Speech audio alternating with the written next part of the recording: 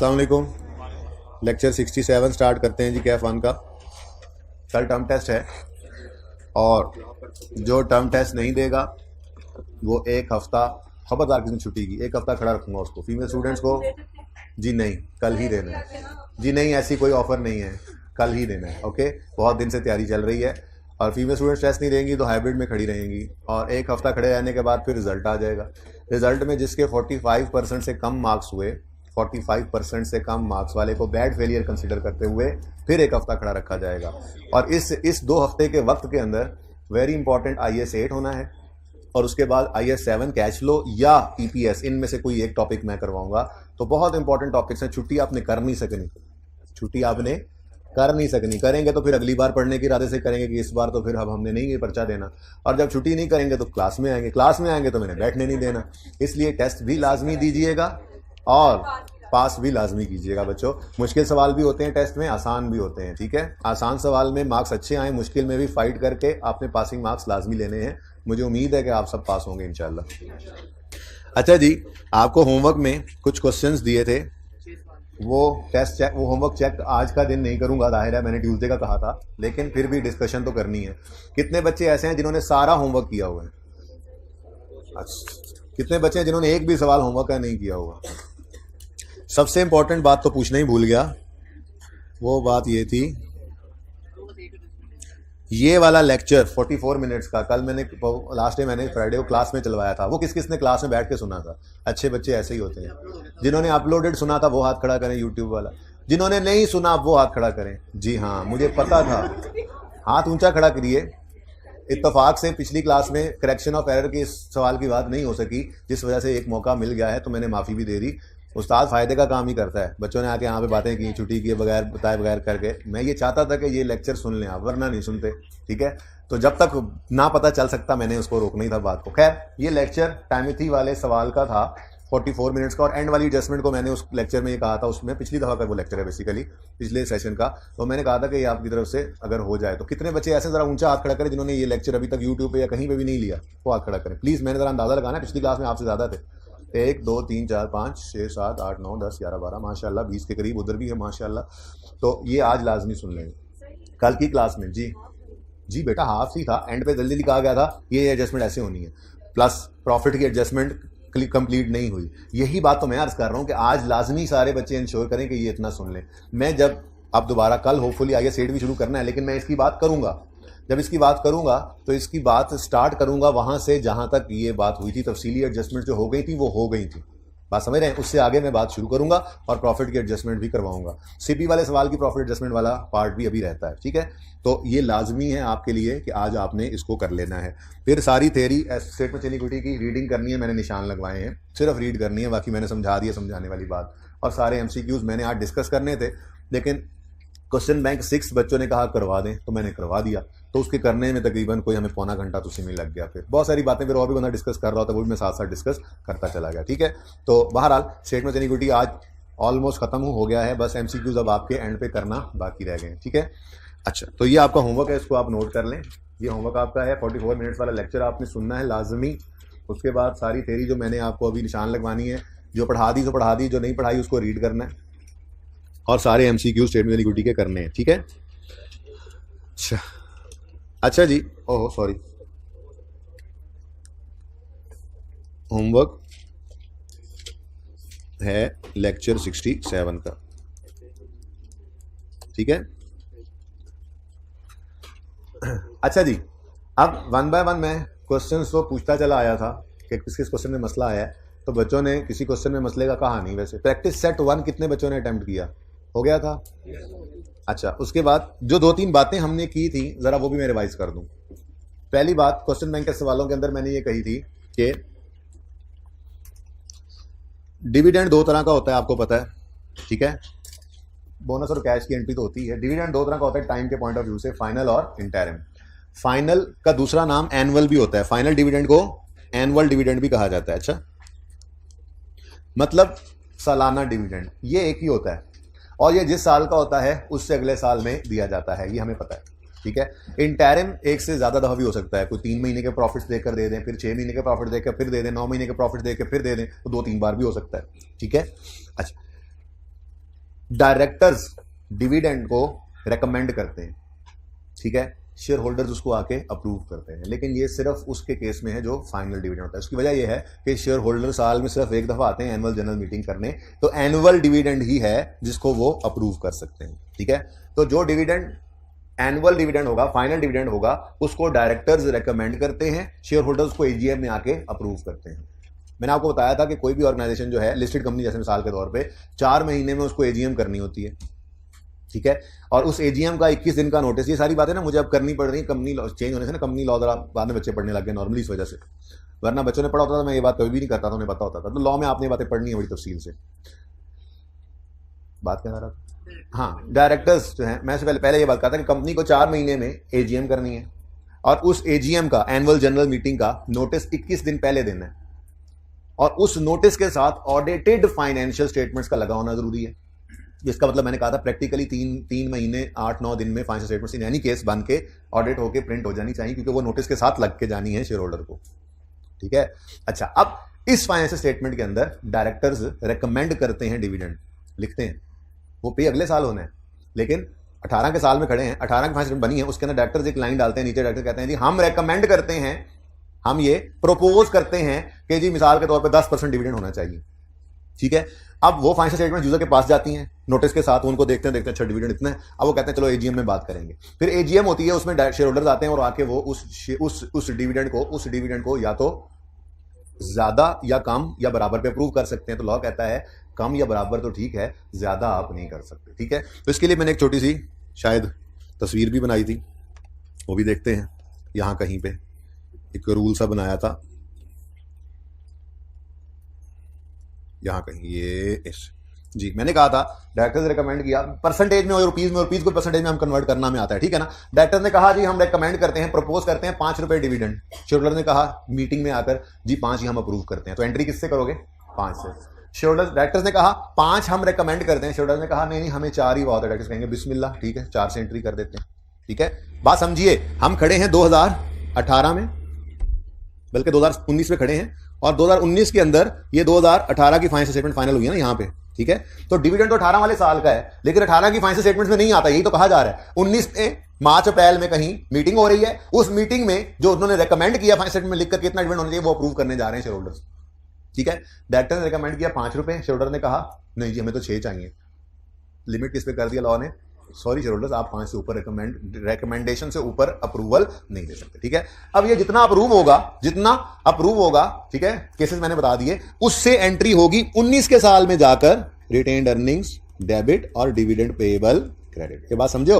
तो 19 के साल का डिविडेंड 19 के साल में, 18 के साल का डिविडेंड फाइनल जो है वो 19 के साल में नजर आता है, 18 में नजर नहीं आता, ठीक है ना। तो ये बात भी हमने की थी, ओके, ठीक है।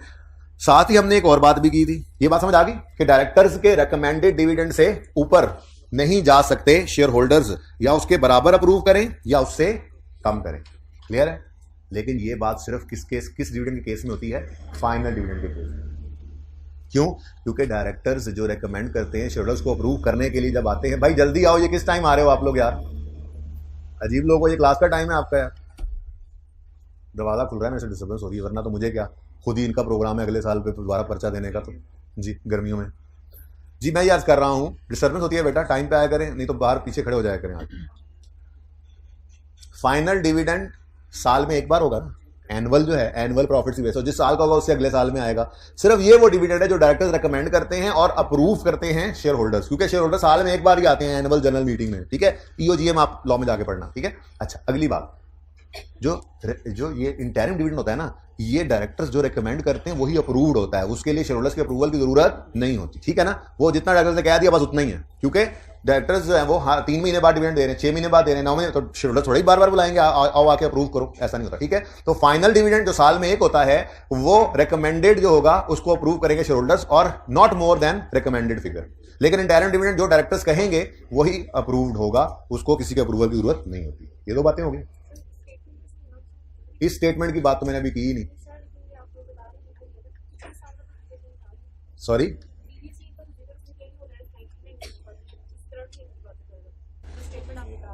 कौन सी स्टेटमेंट, कहां पे लिखी है स्टेटमेंट, मैंने तो अभी कोई स्टेटमेंट पढ़ाई नहीं बेटा, किसी सवाल पे जब जाऊंगा ना बारी बारी, तो जिस सवाल में स्टेटमेंट लिखी हुई है उस सवाल मुझे रोक लीजिएगा, ठीक है। सवाल के अंदर लिखी स्टेटमेंट है ना, मुझे उस सवाल पर रोकिएगा। फिलहाल आप ये बात समझिए जो मैंने कही, ठीक है। डिविडेंड दो तरह का, फाइनल और इंटरिम। फाइनल साल में एक बार, इंटरिम कई बार हो सकता है। फाइनल जो है उसमें रेकमेंड करेंगे डायरेक्टर, जो अप्रूव कर सकते हैं शेयर होल्डर सिर्फ उस तक या उससे कम, उससे ज्यादा नहीं जा सकते। डन। अगली बात मैंने आपको ये की थी कि बोनस डिविडेंड की दो तरह से एंट्री हो सकती है, या आप रिटेन्ड अर्निंग को डेबिट कर दें या शेयर प्रीमियम को डेबिट कर दें। पिछली क्लास में भूल गया इशुएंस ऑफ इक्विटी की, चलें 12 अब कल से। तो दोनों ही एंट्री सही हैं, ठीक है, लेकिन बेटर कॉर्पोरेट प्रैक्टिस क्या है, शेयर प्रीमियम को यूज करें for issuance of bonus shares, क्योंकि इसमें और कहीं इस्तेमाल होना नहीं होता, ठीक है। लेकिन मैंने आपको कहा था पर्चे की हद तक आप ऊपर वाली एंट्री कर लिया करें। हाँ, जब आप किसी जगह पर ऑर्गेनाइजेशन में जाकर बैठे तो वहां पे अच्छी प्रैक्टिस को यूज कीजिएगा। शेयर प्रीमियम जितना पड़ा उसे यूज करें। अगर शेयर ज्यादा इशू किए हुए हैं तो शेयर प्रीमियम खत्म हो जाए तो बाकी फिर रिटेन अर्निंग सही कर देना, ठीक है। लेकिन यह भी कहा था आपको कि अगर सवाल खुद कह दे कि बोनस शेयर्स को शेयर प्रीमियम से आपने लाजमी लिख दे एक्सप्रेसली कि शेयर प्रीमियम में से आपने इशू करने हैं बोनस शेयर्स, तो फिर लाजमी है कि आप दूसरे वाली एंट्री करें, फिर पहले वाली करेंगे तो नंबर कटेंगे। ओके, सही है। अच्छा, उसके बाद भी कोई बात थी, उसके बाद मेरा नहीं ख्याल को बात थी। सवालों पे चलते हैं और वन बाय वन मैं क्वेश्चंस को देखता हूं जो होमवर्क में दिए थे। सबसे पहले प्रैक्टिस क्वेश्चन 1 आप लोगों के होमवर्क में था। जिस सवाल में कोई मसला किसी को आया तो बताएं, इस क्वेश्चन में कोई मसला है तो बताएं। कितने बच्चों ने ये क्वेश्चन अटेम्प्ट किया था? कुछ साइजेबल पोर्शन हो ना, फिर क्वेश्चन ना आए तो बंदे को होता है कि हाँ यार, फिर जिन्होंने नहीं किया अल्लाह उनको हिदायत दे, पास करने का इरादा जब करें तो जब वो करेंगे तो उनको भी मसला नहीं आएगा। कोई क्वेश्चन नहीं इसमें। Practice question 2 was a very good question, very important question, और ये हमने क्लास में ही कर लिया था। इसमें कोई मसला है तो बताएं। क्लास में किया था, फिर भी किसी को बाद में आ गया इसलिए पूछ रहा हूँ, तो मसला है तो बताएं, बोले। पास पेपर 1 एक आसान सवाल था, क्लास में हमने किया, इसमें कोई मसला होना नहीं चाहिए। फिर भी अगर कोई मसला है तो मैं बताने को तैयार हूं। पास पेपर 1 देख लें। पेज नंबर 371 पे मैं पहुंचा हूं। पास पेपर 1 वेडनेसडे लिमिटेड। कोई सवाल अगर इस सवाल में है, अब ज़हन में आ रहा है तो पूछ लें, बातें ना करें आपस में प्लीज। डन है। नेक्स्ट क्वेश्चन नंबर 2, बड़े ही तफसील से पूरा एक लेक्चर लगा दिया था हमने इस पर, ठीक है। मैं नहीं करवाया, पर फिर भी कोई सवाल देने में बाद में आ जाता है तो मैं इसलिए कह रहा हूं एक बार गो थ्रू करें ताकि इस चैप्टर की कंप्लीटनेस एंश्योर हो जाए, ठीक है। क्वेश्चन बैंक के क्वेश्चंस थे जिसके लिए मैंने ये 2-3 बातें कही थी। हाँ, एक और बात भी कही थी। पहली बात मैंने ये बताई थी कि डिविडेंड एनुअल भी होता है और इंटरिम भी। एनुअल डिविडेंड, फाइनल डिविडेंड जो होता है वो डायरेक्टर्स रिकमेंड करते हैं, शेयर होल्डर्स अप्रूव करते हैं, लेकिन डायरेक्टर्स के कहने से, रिकमेंडेशन से ज्यादा नहीं, बराबर या कम कर सकते हैं। दूसरी बात हमने ये की थी कि शेयर प्रीमियम से एंट्री भी हो सकती है बोनस शेयर्स की, ठीक है।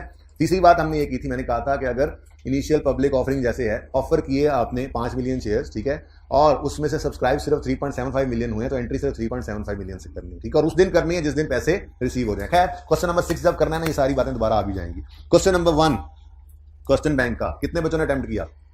ओके, कोई मसला इसमें? बोनस इशू 2 to 1 तो हो ही नहीं सकता सर। क्यों नहीं हो सकता? 2 to 1 का मतलब है 2 for 1 into 100 is equal to 200%। हो सकता है पहले शेयर्स पड़े थे 100, उन्होंने 200 नए शेयर इशू कर दिए, यहां तक हो गया। अब बोले,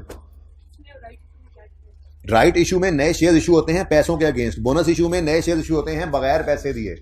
तो राइट इशू की एंट्री होती है cash debit share capital credit, मैं शेयर प्रीमियम को नहीं बोल रहा, और बोनस शेयर्स की एंट्री होती है retained earnings debit share capital credit, या शेयर प्रीमियम भी डेबिट हो सकता है। भाई को सवाल है, खड़खड़ हो रही है उधर से,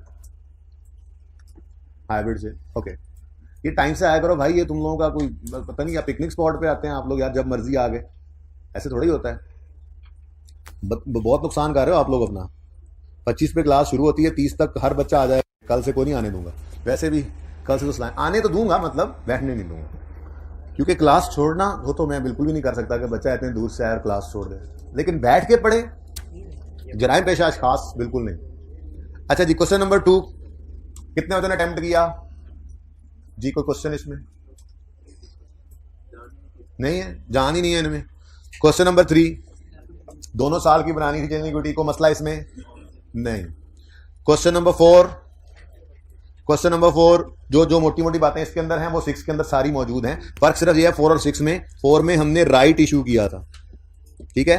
right issue existing share holders को होता है और शेयर कैपिटल के ऊपर परसेंटेज लगती है, जबकि आईपीओ में नंबर ऑफ शेयर्स बता देता है तो और आसानी हो जाती है, ठीक है। सही है। 4 में कितने बच्चों ने अटेम्प्ट किया? 4 कम होते जा रहे हैं जैसे से आगे जा रहा हूं जी। चलो फिर इसका मतलब अच्छा ही किया मैंने क्वेश्चन नंबर 6 करवा दिया क्लास में जी। 4 कितने बच्चों ने अटेम्प्ट किया? हाइब्रिड में हालात बहुत बहुत पतले हैं, या मुझे हाथ नहीं नजर आ रहे। अच्छा जी, किसी को क्वेश्चन है इसमें? 6 तो मैंने करवाना है ना यार, उसको तो छोड़ ही दो। 5 में को मसला, 5 में ये चीज थी जो 6 में चेंज थी, ये देख लो 5 मिलियन शेयर रेडी में लगा के बैठे थे डायरेक्टर्स, आ जाओ भाई आ जाओ, शेयर ले लो, शेयर ले लो, 25 का एक, 25 का एक, और लोग आए और धड़ाधड़ सारे शेयर्स खरीद कर ले गए। सब्सक्राइब का मतलब होता है एक्सेप्ट करना। ये देखो इनिशियल पब्लिक ऑफरिंग होती है, ये ऑफर है, ठीक है। सब्सक्राइब का मतलब उन्होंने एक्सेप्ट कर लिया कि हाँ जी हम खरीदेंगे, लेकिन जब तक पैसे ना आ जाएं हम एंट्री नहीं करते, ठीक है। तो 28 फरवरी को इन्होंने ऑफर किया और सारे शेयर सब्सक्राइब हो गया। अब चाहे वो 28 फरवरी को हैं, चाहे वो 1 मार्च को हैं, चाहे वो 15 मार्च को हैं, हमें इससे कोई लेना देना नहीं है। हमें मकसद किससे है, पैसे किस दिन आए। 31 मार्च को आए तो अभी पढ़ाऊंगा authorised, issued, subscribe, paid up capital, ये सारे डिफरेंट होते हैं, ठीक है। तो हमने पाकिस्तान के अंदर सिर्फ वो शेयर कैपिटल के अकाउंट में लिखने हैं जिनके पूरे पैसे रिसीव हो गए, पेड अप। ऑफर किए 5 मिलियन, सब्सक्राइब हुए 3.75, हमारे अगले सवाल में जो करना है, ठीक है। और पैसे सारों के नहीं आए अगर, तो जितनों के पैसे आए सिर्फ उनकी एंट्री करनी है, ओके, सही है जी। हाँ, मैंने बोला 2-3 बार कि जो डिविडेंड रिकमेंड हुआ डायरेक्टर्स की तरफ से और वो शेयरहोल्डर ने अप्रूव करना है, ये सिर्फ फाइनल डिविडेंड पे एप्लीकेबल है, इंटरिम पे नहीं है। फाइनल डिविडेंड क्योंकि वो एजीएम में अप्रूव करते हैं, और एजीएम एनुअल जनरल मीटिंग है, वो एनुअल साल में एक बार होती है, और एनुअल डिविडेंड भी साल में एक बार ही होता है। लेकिन इंटरिम कई दफा होता है, 2 दफा भी हो सकता है, 3 दफा भी हो सकता है। इंटरिम जितनी बार मर्जी देते हैं, 10 दफा देते हैं, वो हर महीने डिविडेंड दे जा रहे हैं प्रॉफिट को, हर महीने का प्रॉफिट देखते हैं, थोड़ा और दो डिविडेंड, जितनी बार मर्जी दें इंटरिम, डायरेक्टर्स की मर्जी है। लेकिन हर बार फिर शेयर होल्डर्स को नहीं बुलाते अप्रूवल के लिए, सिर्फ फाइनल डिविडेंड अप्रूव होता है शेयर होल्डर्स की तरफ से इंटरिम के लिए। जो डायरेक्टर्स ने रिकमेंड किया है वही अप्रूव्ड है, there is no need of approval from anybody. अगर कंपनी डिविडेंड अनाउंस ही ना करे और शेयर होल्डर्स चाहें कि कंपनी, बेटा फिर कुछ नहीं हो सकता, ठीक है, फिर लड़ाई होगी। जरूरी नहीं है डिविडेंड हर साल दिया जाए, नहीं भी देती कंपनीज, प्रॉफिट्स कम है, प्रॉफिट्स नहीं है, एक्सपेंशन में जाना है, कहा यार इस दफा डिविडेंड नहीं है, मेहरबानी करो, क्या हो सकता है। डिविडेंड बहुत ज्यादा दे दें, डिविडेंड कम दे, डिविडेंड बिल्कुल ना दे, इजाजत है। ये कौन सा लोन है, इसे कौन सा सूद है, इसीलिए तो ये वो हराम की तरफ चला जाता है, फिक्स है वो भाई, हर साल इतने % इंटरेस्ट देना है, यहां पे ऐसा कुछ नहीं है, ठीक है।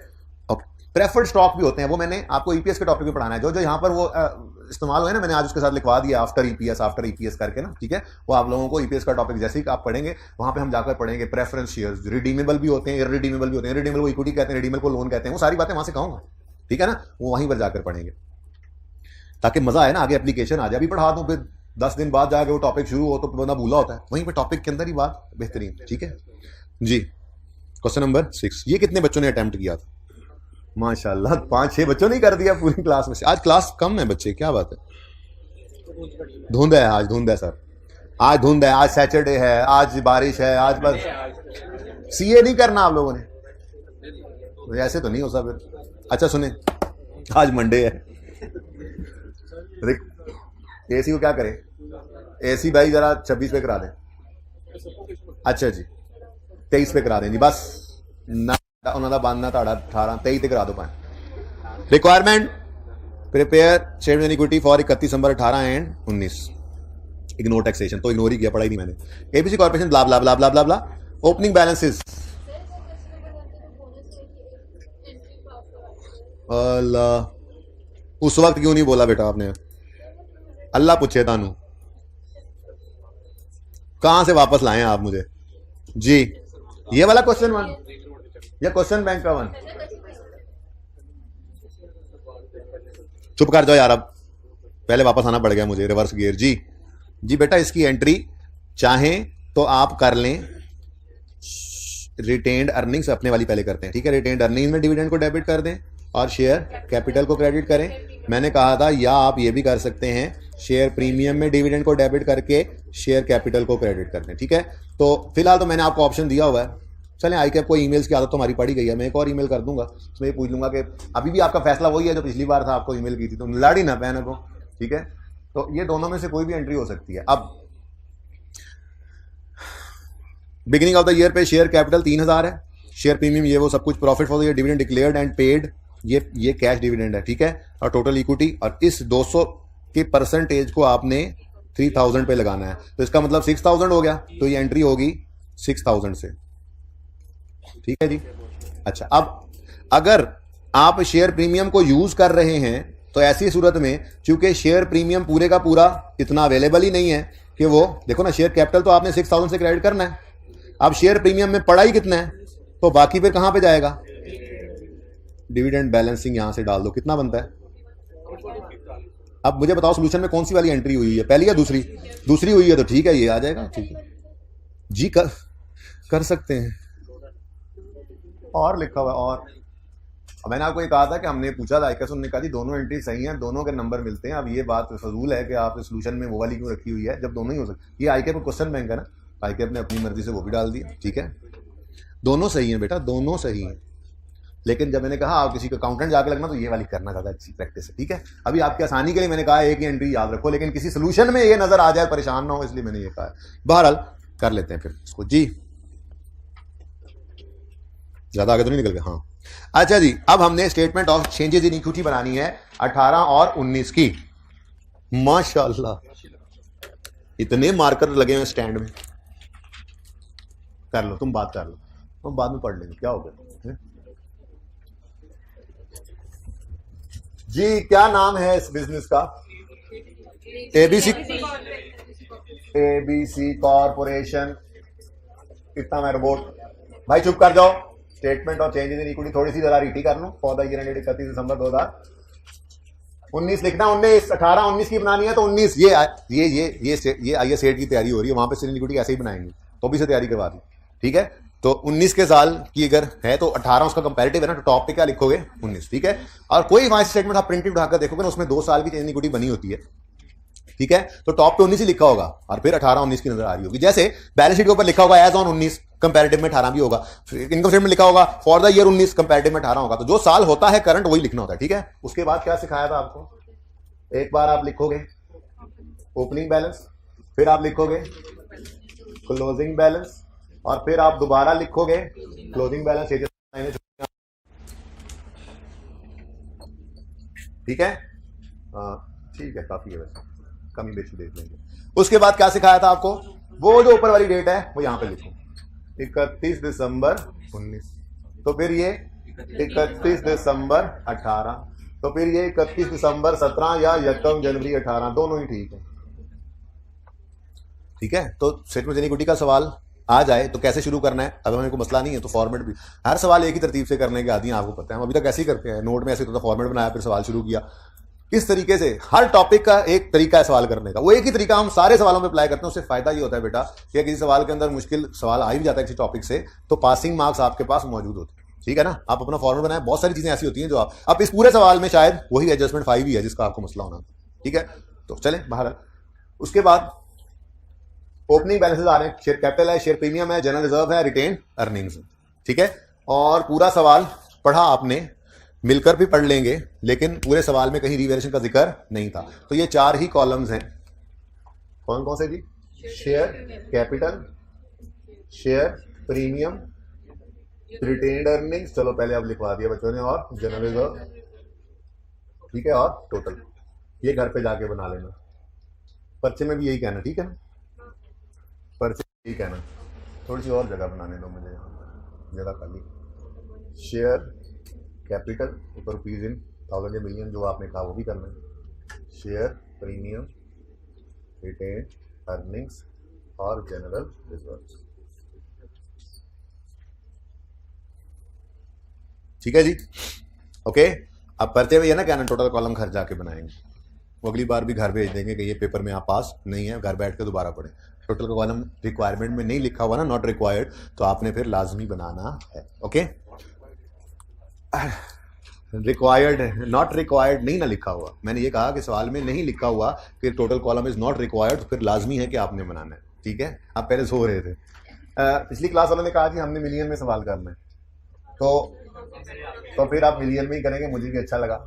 लेकिन इसका एक मसला ये है कि आपको डेसिमल के बाद कम से कम 3 डिजिट यूज करने पड़ेंगे। मैं ये नहीं कह रहा कि वैसे पर्चे में भी ऐसा ही है, इसलिए कह रहा हूं कि बुक में ना सोल्यूशन थाउजेंड्स में है, तो जब आपने वो मैच करना है ना जाके फिगर्स को, तो फिर आपको मसला ना हो। इसलिए फिर जहां पर, क्योंकि काफी सारे सिफर तो फिर भी बच जाएंगे, जहां कहीं पॉइंट आए तो पॉइंट के बाद 3 डेसिमल तक यूज करना। 1000 में वो सवाल हुआ ना, ठीक है, उसके बाद फिर राउंड बेशक कर देना। ओके, चले शुरू करते हैं जी।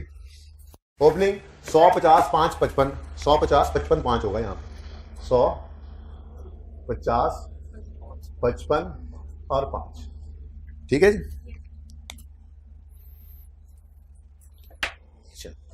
चलें जी, अब सवाल शुरू करते हैं। काश के ये पहली एडजस्टमेंट आईपीओ ना होती, राइट इशू होती, तो मैं बड़ा अच्छा एक रूल समझाता, लेकिन रूल मैंने वो लिखवा देना है। चलो पढ़ते हैं। On 28 February 18 company issued IPO there by offering 5 million shares for 25 each. अभी ये ऑफर किया इन्होंने किस दिन? 28 फरवरी को। ओनली 75% शेयर्स वर, आवाज मिस हो रही है हाइब्रिड वालों के लिए, ओनली 75% शेयर्स वर सब्सक्राइब। ले लो भाई, ले लो, 5 मिलियन शेयर्स हैं, 25 रुपए का एक शेयर है, सारे नहीं बिके, 75% बिके, मतलब 5 मिलियन इंटू 3.75 मिलियन, ओ 75 इज इक्वल टू 3. अच्छा, अब ये ऑफर किए गए 28 फरवरी को, पता नहीं कब सब्सक्राइब हुए, लेकिन वो कहता है and company received the subscription money by 31 मार्च। तो बच्चों एंट्री के लिए फरवरी इज नॉट रेलेवेंट, एंट्री करेंगे हम 31 मार्च को। ठीक है, ओके, ठीक है। जितने शेयर सब्सक्राइब हुए और फिर जितनों के पैसे आए, यहां पे उन्होंने ऐसी कोई बात नहीं की हुई कि कुछ पैसे आए कुछ नहीं आए, तो इसका मतलब सबके पैसे आ गए। तो फिर 31 मार्च को 3.75 इंटू 25 कैश में डेबिट होगा, 10 रुपए शेयर कैपिटल में क्रेडिट होगा, और 10 रुपए क्यों? पार वैल्यू, पार वैल्यू या फेस वैल्यू कितनी है? 10 रुपए। ठीक है जी, अच्छा जी, आगे बढ़ते हैं। The board of directors of company recommended annual dividend for the year at 5 per share on 15 February, ये recommend किया है। फिर as share holders only approved ₹4 पर शेयर ऑन 31 मार्च 18।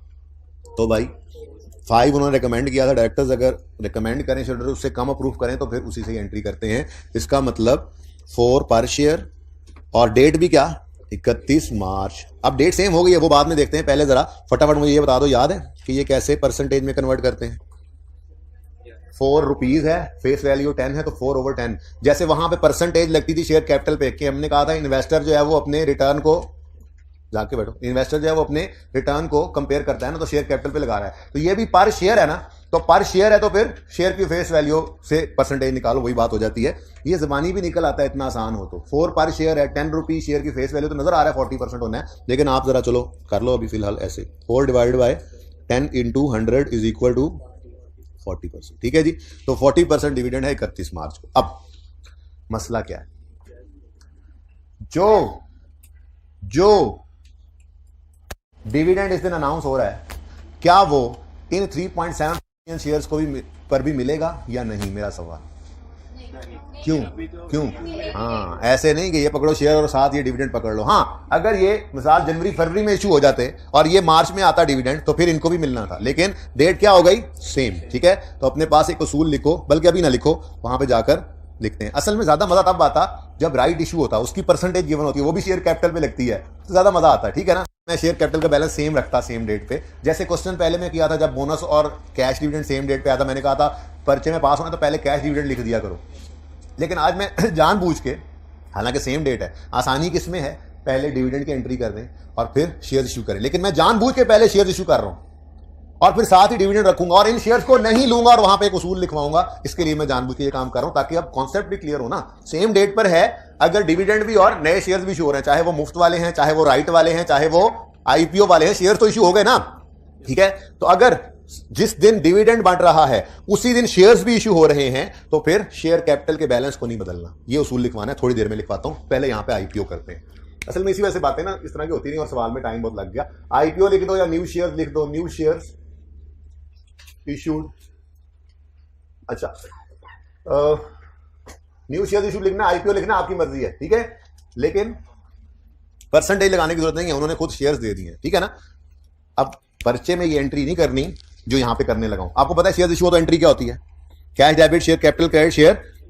कितने शेयर इशू किए हैं जी आपने? देखें, ऑफर 5 मिलियन किए थे, लेकिन सब्सक्राइब कितने हुए हैं? पैसे कितनों के आए हैं? और ये एंट्री किस दिन हो रही है? 2018 है गालिबन। ठीक है, तो इस दिन ये एंट्री करोगे कि जी 3.75 मिलियन शेयर्स हमने जो ऑफर किए थे उनमें से इतने हमने इशू, हमने तो ऑफर लगाई थी, आ जाओ ले लो। अब जो लोग आएंगे इशू तो उन्हीं को करेंगे ना शेयर्स। ठीक है, और यहां पर एंट्री सिर्फ उनकी करेंगे जो पैसे देके जाएंगे, ठीक है। तो ये तो 3.75 मिलियन ही होना है, 5 मिलियन तो आना नहीं। नेक्स्ट, कैश कितना आया? कैश कितना आया? 25 पर शेयर, ठीक है। लेकिन शेयर कैपिटल में कितना जा सकता है? सिर्फ 10 रुपए, और बाकी का कहां जाएगा? शेयर प्रीमियम में, ठीक है। अब ये एंट्री आपने सिर्फ दिमागों में करनी है, इतनी आसान हो तो। हाँ, एंट्री इसलिए सिखाई हुई है, फंस जाओ तो बेटा एंट्री कर लेना, जिद कोई नहीं है कि डायरेक्ट ही करना है। लेकिन तो बताओ कितना बनता है? 93.75, 37.5, 56.25, ऐसा ही है। लेकिन अब ये एंट्री आपको आती है, आपको पता है, ये एंट्री करके टाइम ज़ाया नहीं करना कि पहले ये एंट्री लिखें फिर उसको पोस्ट करें। हम तो सवाल पे आएंगे ऐसे, ठीक है। और यहां पे आएंगे और यहां पे आकर लिखेंगे 3.75 मिलियन शेयर्स हैं इनटू ₹25, बस। अब ये सारा 25 कैश में डेबिट होगा दिमाग में आपके, 10 उसमें से इधर क्रेडिट। बहुत जिसको तकलीफ हो रही है वो यूं भी लिख सकता था 3.75 इंटू 10, 3.75 इंटू 15, ऐसे भी लिख सकते हैं, कुछ बहुत तकलीफ जिनको हो तो। लेकिन मैं तो कहूंगा सिर्फ इतना भी काफी है। जब आगे हम क्रेडिट दिखाएंगे वो सही हो जाएगा। कितना टाइम बचा, एंट्रियां कर रहे हैं वहां पे बैठे, तो एंट्री तब करो जब फंस जाओ, भूल जाए, कोई मसला नहीं। लेकिन इतना टाइम नहीं लगाना चाहिए, हमें पता है इस एंट्री का, ठीक है। अब कैलकुलेटर हाथ में होंगे, ये एंट्री होगी, कैलकुलेटर हाथ में जी। 3.75 मिलियन इंटू ₹25, 93.75। अब ये आपने कहा दिमाग के अंदर कैश में हो गया डेबिट, यहां नहीं आया, ठीक है। फिर कैलकुलेटर में 0 कर दिया। फिर आपने कहा 3.75 इंटू शेयर की फेस वैल्यू दिमाग में है 10 इंटू 10 कितना बनता है? ये क्रेडिट हो गया शेयर कैपिटल में 37.5, ठीक है। और फिर 0 किया, फिर 3.75 इंटू ₹15, जो ऊपर वाली 56.2, ठीक है बच्चों। तो एंट्री करके टाइम जाया करने की कोई जरूरत नहीं है, और इतनी सी वर्किंग भी शो कर देना काफी, ठीक हो गया। यहां तक कोई मसला? अच्छा, अब ये भी आपको पता है 31 मार्च को हुआ है, और इसी दिन एक और काम भी हो रहा है, एनुअल डिविडेंड भी आ गया, और वो डिविडेंड भी कैश डिविडेंड है। 17 का है तो 18 में ही आना है। तो फाइनल या एनुअल एक ही चीज के दो नाम है, ठीक है ना। तो मैं फाइनली लिखूंगा जैसे मैंने याद किया है, फाइनल डिविडेंड ऑफ 17, और है कौन सा? कैश। अब इधर देखो बच्चों, यहां पर 100 प्लस 37.5 करें या ना करें। मैं इसीलिए देखो ना, मैं कैश डिविडेंड ऊपर रख लेता, सेम डेट थी तो जान छूट जाती। लेकिन अब आप बड़े हो गए, अब आपको कॉन्सेप्ट भी क्लियर होना चाहिए, ठीक है। क्लियर कट बात यह है कि सेम डेट पर अगर शेयर्स भी इश्यू हो रहे हैं और बोनस डिविडेंड भी है, तो शेयर कैपिटल के बैलेंस को नहीं बदलना। ये मैं इसीलिए कह रहा था कि काश यहां राइट इशू होता या आईपीओ की परसेंटेज होती, वो नहीं है। वरना ना यहां पर वो नजर आता, मिसाल को कहते हैं राइट इशू हुआ 20%, तो हम कहते हैं जी 100 इंटू 20% शेयर इशू। साथ ही फिर बोनस आता तो मैं फिर 100 को ही पकड़कर बोनस की परसेंटेज लगाता और मैं ये कहता देखो मैंने शेयर कैपिटल के बैलेंस को नहीं बदला क्योंकि सेम डेट पर, ठीक है। बहरहाल अब क्या हो सकता है, यहां पर सिर्फ मैं ये कर सकता हूं, इसको रेड कर दूं 100, इसके अंदर मैंने प्लस नहीं किया 37.5 को, और इंटू 40% कर दिया। कैश डिविडेंड एंट्री बोलो, रिटेन्ड अर्निंग्स डेबिट 40 से, रिटेन्ड अर्निंग्स डेबिट और डिविडेंड पेएबल क्रेडिट, ठीक है। अब यहां पर आके आपने एक स्टार लगाना है इसमें, और स्टार लगा के अपने पास उसूल लिखना है। किताब पे लिखें चाहे रजिस्टर पे लिखें, पहले उसूल लिखें फिर सवाल कीजिएगा जी। लिखें, अगर इशुएंस ऑफ शेयर, देखो इशुएंस ऑफ शेयर ना, अब मैंने ब्रॉड टर्म यूज कर लिया है। इश्यू शेयर्स मुफ्त में भी हो सकते हैं, बोनस शेयर्स हो, राइट इशू भी हो सकता है और आईपीओ भी हो सकता है, इसलिए मैंने जनरल टर्म यूज कर ली। ओके, देखें, अगर इशुएंस ऑफ शेयर्स और डिविडेंड, अगर इशुएंस ऑफ शेयर्स और डिविडेंड सेम डेट पर हो, अब मैंने आज वो बच्चों वाला असूल नहीं लिखवाना कि पहले कैश कर लेना, नहीं नहीं नहीं नहीं नहीं, अब मैं बड़ों वाला असूल लिखवा रहा हूं कि अगर इश्यूएंस ऑफ शेयर्स और डिविडेंड सेम डेट पर हो तो शेयर कैपिटल के बैलेंस को चेंज नहीं करना, ठीक है। तो शेयर कैपिटल के बैलेंस को चेंज नहीं करना। जानबूझ के मैंने पहले शेयर्स लिखे ताकि इस मसले में आओ, जी ज़हन में आए 37 ऐड करें, नहीं करना, नहीं, क्योंकि सेम डेट, ठीक है। तो अगर इश्यूएंस ऑफ शेयर्स और डिविडेंड सेम डेट पर हो तो शेयर कैपिटल के बैलेंस को नहीं बदलना। ओके, डोने, ठीक है, हमें सही है। चलें आगे, चलो। हाँ, सवाल था आपका। शेयर प्रीमियम में 40 डेज जी क्यों नहीं दे सकते भाई? कितनी बार बोलूं कि ये एंट्री हो सकती? नहीं नहीं नहीं नहीं, खुदा मुझे किस तरफ लेके जा रहा है, मुझे किस तरफ लेके जा रहा है? और सिर्फ सिर्फ bonus shares, bonus shares, bonus shares लिखो अपने पास। शेयर प्रीमियम बल्कि बाद में लिखवाऊंगा जब मैं इश्यूएंस ऑफ इक्विटी की बात भी कर दूंगा, ठीक है? तो मैं लिखवा दूंगा कि share premium can be used for issuing bonus shares and equity की कॉस्ट होती है जिसको इशू कॉस्ट भी कहते हैं, ठीक है ना? वो उस वक्त लिखवाऊंगा। जी बोले। हाँ, लेट्स से भी करो ना, लेट्स से भी करो। लेट्स से किस डेट पे होता? अप्रैल में होता तो इनको भी मिलता। तो ये तो लेकिन फाइनल डिविडेंड तो 70। ये मैंने बात कई बार क्लास में कर दी है भाई। ये नहीं कि 17 के शेयर होल्डर्स को बैठ के देखते रहे जी 17 में कौन शेयर होल्डर था। जो डिविडेंड भाई अनाउंस होने से पहले आप, यार मेरे पास शेयर्स हैं कंपनी के, ठीक है, डिविडेंड अनाउंस होने से 15 दिन पहले मैंने आपको बेच दिए लेट्स से, तो क्या डिविडेंड मुझे मिलेगा? मैं पैसे लेके साइड पे नहीं हो गया, तो आप ओनर हो ना, तो ऐसे भी तो होता है। तो जब 1 महीना पहले भी को ओनर हो गया, 10 दिन पहले भी को और हो गया, ठीक है, तो वो फिर बुक क्लोजर से पहले पहले ओनरशिप ट्रांसफर हो गया, तो जो किताबों में ओनर होगा उसको डिविडेंड मिलना है। तो इसीलिए तो शेयर महंगा भी बिक रहा हो। 10 वाला शेयर 25 में क्यों बेचा होगा अगर मैंने आपको बेचा होगा? क्योंकि मैं एक्सपेक्ट कर रहा हूं कि भाई डिविडेंड आना है। आप कहोगे यार 25 का महंगा है, डिविडेंड भी तुमने ही खाना है, अब इन्वेस्टमेंट तो मैंने किए रखी। तो ऐसे ही होता है भाई। ये बात कई बार क्लास में हो चुकी है कि ये आपने नहीं सोचना कि 17 का फाइनल 18 मिल रहा है तो 17 वाले ओनर ढूंढ के लाओ। भाई नहीं, जो डिविडेंड अनाउंस होने से पहले ओनर बन गए उसके लिए सेम डेट नहीं हो सकती, क्योंकि बुक क्लोजर का चक्कर भी होता है। खैर छोड़ो इस बात को, आप इसको छोड़ो, ठीक है। सादा बात, सेम डेट के ऊपर है तो आपने शेयर कैपिटल को नहीं बदलना, ठीक है ना? ये बात पहले ही हो चुकी है कि जो शेयर होल्डर बन चुके हैं उनको शेयर्स, उनको डिविडेंड मिलेगा, ठीक है जी। चलें आगे। गलत सवाल करते हैं तुम। कैश डिविडेंड से शेयर प्रीमियम में से देने लगे थे, बदतमीज आदमी। मैंने बात यही की थी उस दिन कि रिटेन अर्निंग से बहुत सारे यूजर हैं, जैसे रिटेन अर्निंग में डिविडेंड बांट सकता है कैश वाला, लेकिन शेयर प्रीमियम से नहीं बांट सकता, इसलिए उसको इसलिए यूज करो। हाँ तो होगी। आगे बढ़े। Board of directors of the company approved, director ने अप्रूव ही कर दिया डिविडेंड, क्योंकि ये इंटरिम है, इसलिए रिकमेंड करके अप्रूव नहीं कराना, ये अप्रूव ही, डायरेक्ट ही अप्रूव, ठीक है। लेकिन कितने परसेंट है? जबानी देखो 10% है भाई, 1/10, लेकिन नहीं, कहां चैन आना है आपको? तो रुपी वन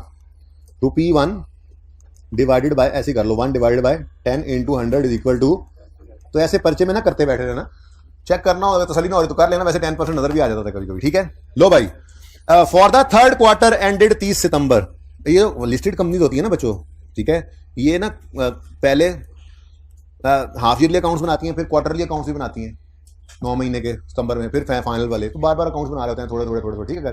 बहरहाल डायरेक्टर्स चाहें तो हर महीने मंथली अकाउंट्स तो बनाती होंगे ना अपनी कंपनी में, देखने के लिए क्या हालात चल रहे हैं, मैनेजमेंट तो बनाती होगी ना। तो डायरेक्टर चाहें तो हर महीने प्रॉफिट देकर हर महीने डायरेक्ट डिविडेंड बांटते रहे, डायरेक्टर्स की मर्जी है, ठीक है ना। अच्छा, तो 30 सितंबर के क्वार्टर का इंटरिम डिविडेंड है, तो वो सितंबर के तो बाद ही मिलेगा, अक्टूबर में प्रोबेबली मिल जाएगा, ठीक है ना। तो ये इंटरिम डिविडेंड है ऑफ 17 18, कैश है कि बोनस है? रुपीज पर शेयर का मतलब कैश ही होता है भाई, कैश होता है, रुपीज कैश को कहते हैं, ठीक है। तो 10%। लेकिन अब मेरे प्यारे बच्चों, जो मर्जी डिविडेंड होता, अब 37 वालों को भी मिलेगा, 37.5 को भी मिलेगा। यानी इधर देखो, अब 100 प्लस 37 पॉइंट, क्लियर नजर नहीं आ रहा, ठहर जाओ, ऐसे कर लेते हैं। अब 100 प्लस 37.5 जी, ये देखो पहले 100 ही रहा, 100 ये नहीं ऐड किया, लेकिन अब चूंकि डेट बदल गई है, सेम डेट नहीं है, ठीक है। तो इसके ऊपर लगाओ जी, कितने परसेंट है? 10%, ठीक है जी। 13 पॉइंट एंट्री कैश डिविडेंड की, रिटेन्ड अर्निंग्स में 13.75 डेबिट और dividend payable credit. Done. Next, annual profits for the year 31 दिसंबर 18 175। पूरा सवाल पढ़ा है आपने, घर पे तो पढ़ा ही होगा, वैसे भी मेरे साथ भी पढ़ लेंगे। कोई रिवेंस सरप्लस नहीं है आपके सिलेबस में, तो रिवेंस सरप्लस ही वाहिद ओसीआई आइटम है। FAR 2 में जाके 1-2 चीजें और आ जाएंगी, ठीक है।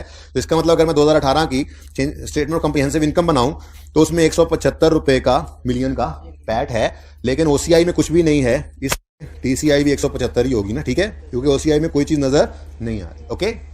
और सही है, तो ये 175 मिलियन का क्या है, वर्किंग एमए बनाकर हमने देखा पैट, प्रॉफिट आफ्टर टैक्स कह रहे हैं ना, ठीक है। और वो कहां जाएगा? रिटेन अर्निंग्स में। मैं यहां पे लिख भी दूं अगर टोटल कंप्रीहेंसिव इनकम, तो आपको कोई एतराज तो नहीं होना चाहिए। टोटल कंप्रीहेंसिव इनकम में सिर्फ पैट है, ओसीआई वाला कोई आइटम नहीं है, उसका कॉलम भी नहीं है हमारे पास, ठीक है। टोटल कंप्रीहेंसिव इनकम 2000, लेकिन है सिर्फ क्या? पैट। कितना 175, ये बढ़ाएगा इसको जाकर रिटेन्ड अर्निंग्स, ठीक है। और यही पे देखो ना, ये टोटल में भी यही आ जाएगा क्योंकि कोई रिवैल्यूएशन सरप्लस इस साल में नहीं है, बल्कि है ही नहीं हमारे सवाल में, ओके। लेकिन टोटल कॉलम तो एंड पे बनाएंगे या आप घर पे बनाएंगे, ठीक। चलें आगे। आगे ना अगला साल शुरू हो रहा है तो 0.9 सिर्फ पढ़ लें, अगले साल के अलावा 0.9 दोनों साल पे रेलेवेंट है। Company has a policy of creating 5% provision for doubtful debt. ऐसी बात नहीं लिखी हुई, लेकिन ऐसी लिखी होती तो उसका मतलब क्या लेते थे बचपन में आप, कि हर साल प्रोविजन क्रिएट करके, क्योंकि लिखा होता था पॉलिसी है। अकाउंटिंग पॉलिसी जो होती है वंस सेलेक्ट कर ली जाए, अगले टॉपिक में यही पढ़ना है हमने, तो उसको कंसिस्टेंटली अप्लाई करना पड़ता है। खुदा ना खास्ता चेंज करना पड़े, दो वजूहात होती हैं, या स्टैंडर्ड बदल जाए या आपके अपना दिल कर रहा है। दोनों सूरतों के अंदर IAS 8 कहता है आ जाओ जरा साढ़े जिन कड्डा, बहुत सारा काम करना पड़ता है। अभी अगले टॉपिक में देखेंगे, कल इंशाल्लाह शुरू करना है। टाइम से आना, लेट ना होना, मैं घुसने नहीं दूंगा, बैठने नहीं दूंगा, घुसने दूंगा क्लास में, ठीक है। टेस्ट वाले भी होंगे कल, खूब भी वैसे बच्चे खड़े होंगे, कोई टेस्ट दे के ना दे के खड़ा होगा, कोई लेट आने की वजह से, हाँ तो कल सिर्फ लेट होने वाले खड़े होंगे और परसों फिर, हाँ चले कल IAS 8 शुरू होना है, टाइम से आना, मैंने कोई नहीं वेट करना। अच्छा सुने, पॉलिसी का मतलब आप कंसिस्टेंटली एक काम करते हैं, ठीक है ना, तो वो IAS 8 में देखेंगे, बहुत सारी चीजें हैं। FIFO पे स्टॉक को रखना है या FCO पे, एक बार सिलेक्ट कर लिया, आप उसको कंसिस्टेंटली अप्लाई करें। प्रोविजन डॉट क्रिएट करनी है, 5% करी जा रहे हैं। ऐसे ही एक पॉलिसी है, company has a policy to transfer 5% of annual profits to general reserve. अलग करते रहते हैं कुछ, ठीक है, पॉलिसी है उनकी, यानी ये काम हर साल होना है। यानी 175 का कितने परसेंट, ये ट्रांसफर हो जाना है टू जनरल रिजर्व, ठीक है। तो 175 मिलियन इंटू 5%, जी कितना 8.75। निकालो रिटेन्ड अर्निंग में से डेबिट, फेंक दो जनरल रिजर्व में, क्रेडिट जनरल रिजर्व, ठीक है। और क्लोजिंग लिख लेते हैं जी। अब कितना 137.5, 106.25, 13 अच्छा 13.75, 167.5 और टोटल आप बना रहे होंगे। अब आपके और किताब के बोनस इशू तो नहीं ना आया, बोनस इशू नहीं आया ना, तो किताब का सोल्यूशन यहां तक बिल्कुल सेम होगा। अगले साल में बोनस इशू हुआ है और वो किताब के सोल्यूशन में शेयर प्रीमियम में से निकला हुआ है, इस वजह से थोड़ा सा सोल्यूशन के अंदर फर्क आएगा, लेकिन दोनों ही सही हैं, आपको पूरे नंबर मिलेंगे, इसलिए कह रहा हूं करते रहो, ठीक है जी। डन, चलें आगे। ओह माय गॉड, अगली एडजस्टमेंट को छोड़कर जरा बाकी पढ़ लेंगे वो है क्या, फिर अगली एडजस्टमेंट को भी देखते हैं, ठीक है। नंबर 6 देखो, हमने 1 कर ली है, 2 कर ली है, 3 कर ली है, 4 कर लिया और 9 का अपने साल का पोर्शन कर लिया। अब अगले साल में भी ये करना है क्योंकि पॉलिसी है। अच्छा 0.5 पढ़ते हैं अभी। 0.6 बोर्ड ऑफ डायरेक्टर्स अप्रूव्ड, कौन सा होगा डिविडेंड पे, इंटरम होगा, फाइनल हो नहीं सकता। फाइनल बोर्ड ऑफ डायरेक्टर्स जो है वो फाइनल को सिर्फ रिकमेंड कर सकते हैं, ठीक है ना। अच्छा तो board of directors approved bonus shares of 10 of the outstanding shares on 30 June 19 which were duly credited in shareholder account on 31 अगस्त। तो जनरल एंट्री किस दिन पास करोगे भाई, जितने 30 जून पर शेयर होल्डर्स पड़े थे ना, मतलब आउटस्टैंडिंग शेयर जितने 30 जून पे थे ना, उसकी बुनियाद पर शेयर्स 10% बोनस शेयर्स इशू किए गए, जो कि शेयर होल्डर्स के अकाउंट में क्रेडिट किस दिन हुए हैं बोलो। अच्छा अब शेयर कैपिटल तो लेना है हमने 30 जून वाला, लेकिन जर्नल एंट्री करनी है हमने 31 अगस्त पे। क्लियर है ये बात, ठीक है। अच्छा चलो ये भी देख लेंगे। Board of directors of company approved, फिर अप्रूव्ड इंटरिम, इसका मतलब 2 इंटरिम डिविडेंड दे गए, कोई मसला नहीं है, ठीक है, for the 3rd quarter ended. अच्छा अब ये 1.5 पर शेयर है, 15% बनता है, मैं बता रहा हूं, डायरेक्ट भी कर सकते थे सुस्त लोगों। 1.5 divided by 10 into 100 is equal to 15%, ठीक है। ये कैश डिविडेंड है। फिर एनुअल प्रॉफिट्स हैं इस साल के, और फिर अगली पॉलिसी, ठीक है जी। अब रह गई सिर्फ एक एडजस्टमेंट, जो थोड़ा सा ध्यान करते हैं ना तो ये भी हो ही जानी थी। वैसे कितने उतने सवाल अटेम्प्ट किया हुआ है, अटेम्प्ट घर पे माशाल्लाह 10-12 बच्चे सारी क्लासों को मिला के। The government of Pakistan wide finance bill introduced a section, ये सारी बातें चल रही थी 2018-19 की, ठीक है ना। तो 2018 में ही जाहिर सी बात है ये बिल अनाउंस हो रहा है। द गवर्नमेंट ऑफ पाकिस्तान, ये इस तरह की एडजस्टमेंट है जो रेगुलर आने वाली नहीं है बच्चों, ये ऐसे ही किसी ना इससे पहले कभी सवाल में देखना, इसके बाद ऐसी एडजस्टमेंट्स होती हैं, आपको उस पर ज़्यादा ध्यान नहीं देना चाहिए। ये नहीं समझ आएगी तो बाकी सवाल तो है ही, इतना ज़्यादा सवाल है, सारा कुछ सही है, गलती पे गलती के नंबर वैसे नहीं कटते, तो एक चीज़ अगर गलत हो भी गई तो कोई मसला नहीं है, ठीक है। बहरहाल पढ़ते हैं, अभी तो कर ही लेंगे इंशाल्लाह। The government of Pakistan White Finance Bill introduced a section whereby each company declaring profit after tax of 150 or more has to distribute dividend at the rate of 20% of the PAT. हुकूमत ने कहा ये जो बड़े बड़े कंपनियां हैं ना 150 मिलियन से ऊपर प्रॉफिट जो हर साल कमाती हैं, कम से कम 1.5 मिलियन उससे ज़्यादा, 150 मिलियन उससे ज़्यादा, ये कब्र में ना लेके जाएं सारा कुछ, बल्कि ये कम से कम उसका 20%, उसके 20% के बराबर डिविडेंड बांटें। ये नहीं कह रहे आपके वो हमने डिविडेंड कैलकुलेट करने के लिए ये फिगर अगर यूज करनी भी है तो भी ठीक है, हमने अपना असूल नहीं छोड़ना। अब इन्वेस्टर ने तो अपने कंपैरिजन को फिर भी शेयर कैपिटल से करना है, वो कैसे करना है वो बाद में बताता हूँ। बहरहाल हुकूमत ने क्या कहा कि आपने अगर 150 मिलियन या उससे ज्यादा का प्रॉफिट कमाया है तो कम से कम उससे उसका 20% as a dividend share holders को बांटो। उनके चूल्हे ठंडे हुए पड़े हैं और तुम लोग इसको रिटेन अर्निंग में रख रहे हो, कम से कम। ठीक है, अच्छा जी, तो फिर 175 का कितने परसेंट, 20% कितना बनता है, 35 मिलियन, ऐसा ही है। अब ये तो गवर्नमेंट ने कह दिया कि ये बांटना है एज डिविडेंड। 18 के प्रॉफिट्स में से कम 35 मिलियन एज अ डिविडेंड बांटना है। इज इट सो कि नहीं? 18 के प्रॉफिट्स में से 175 मिलियन, ठीक है, 18 के प्रॉफिट्स में से कम 35 मिलियन एज डिविडेंड बांटना है। आगे पढ़ते हैं, वो कहता है the board intends to comply with the minimum threshold. तो कहते हैं कि जी कम से कम अब इस थ्रेशहोल्ड को तो मीट करना ही पड़ेगा। तो उन्होंने कहा जी हम इसको मीट करेंगे, यानी कि इससे ऊपर अब डिविडेंड देने लगे, वो कम से कम इतना डिविडेंड अब देने का कह रहे हैं। ठीक है, and declared dividend accordingly on 15 February which was duly approved by share holders on 21 मार्च। तो फिर ये फाइनल डिविडेंड लग रहा है बच्चों। ठीक है, तो ये 0.5 में कौन सा डिविडेंड है, फाइनल और कैश। अब जाहिर सी बात है ये फाइनल ऑफ 18 ही होगा, मिल 19 में रहा है, ठीक है ना। अच्छा, और ये जो बोनस था ये फाइनल नहीं, सॉरी इंटरिम है, और इंटरिम कौन सा वाला है, बोनस। ठीक है, और ये 0.7 वाला भी डिविडेंड ही था, ये भी इंटरिम था, और ये कौन सा था, कैश। ठीक है ना, तो ये फाइनल डिविडेंड है।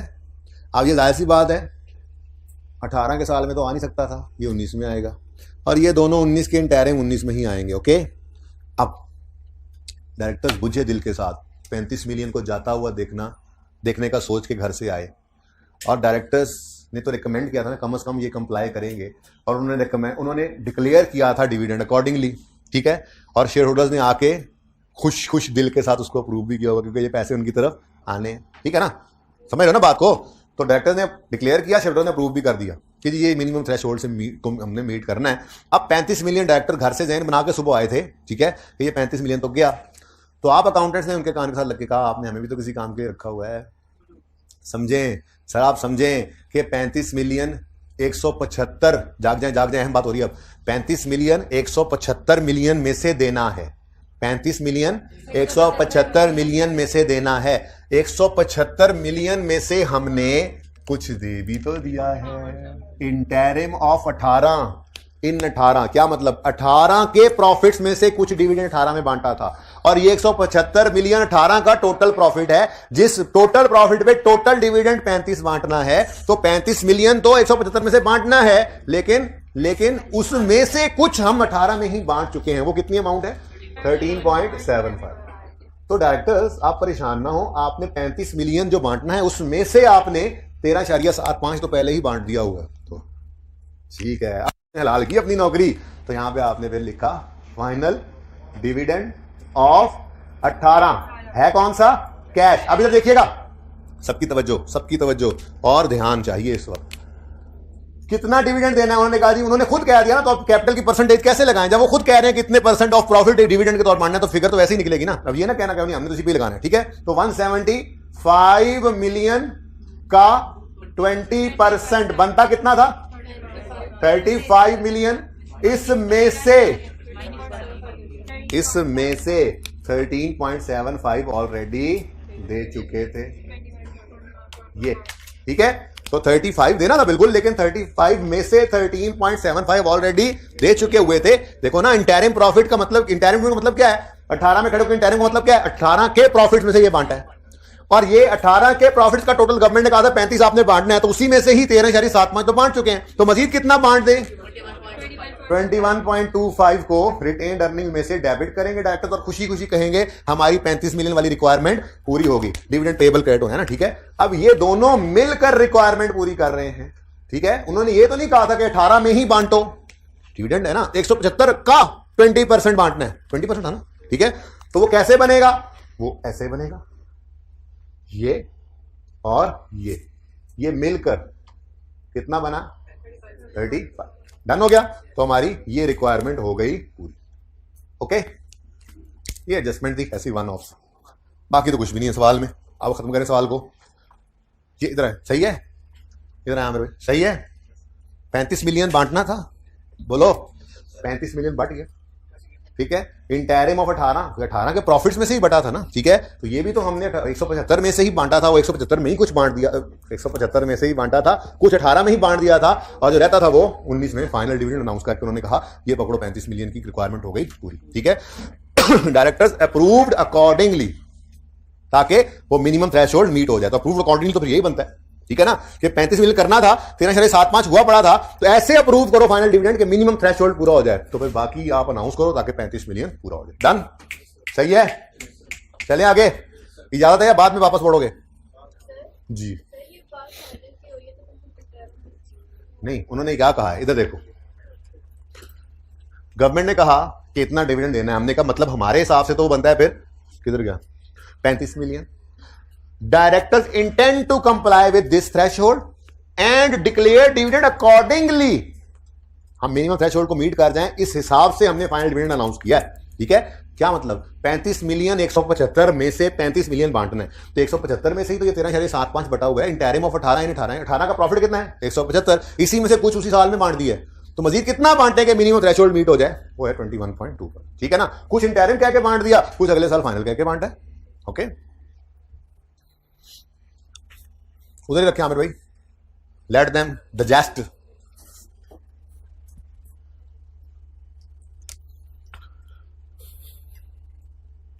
ओके डन, चलो आ जाओ इधर। नेक्स्ट कुछ भी नहीं है, आगे तो कुछ भी नहीं है। देखो नोट में भी लिखा था कि अपनी तरफ से आपको सहूलत के लिख के दी, इन्होंने पढ़ाया नहीं, इसके बगैर ही समझा दिया। उन्होंने क्या लिखा है, the board wants to meet requirement of law interim plus final. लेकिन मैं कहता हूं ये नहीं होना चाहिए था, इसके बगैर ही आपको समझनी चाहिए थी बात, जैसे हमने समझ ली, ओके। पहलवान ठीक हो, आप भी ठीक हो भाई, समझ आ रही है आपको जी। Number 6, board of directors approved 10% bonus shares 31 अगस्त पे। तो ये इंटरिम ही है, लिखूंगा मैं तो इंटरिम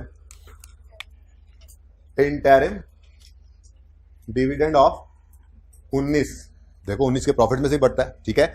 अच्छा, लेकिन आज ये कौन सा है, बोनस जी।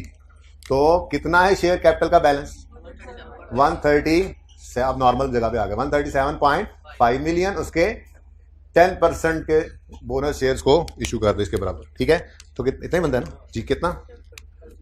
अब देखो किताब में ना यहां से ये माइनस हुआ हुआ, ठीक है ना, लेकिन मैं अपनी रूटीन में यहां पर रख रहा हूं, कोई मसला नहीं है। सोल्यूशन जब सामने आ गया तो ये सोल्यूशन है, कोई मसला नहीं, दोनों सही है, किताब वाला भी क्लास वाला भी, ओके। दोनों पे पूरे नंबर मिलेंगे इंशाल्लाह, ओके जी। बोले 13.75 ये retained earnings debit, share capital credit, done.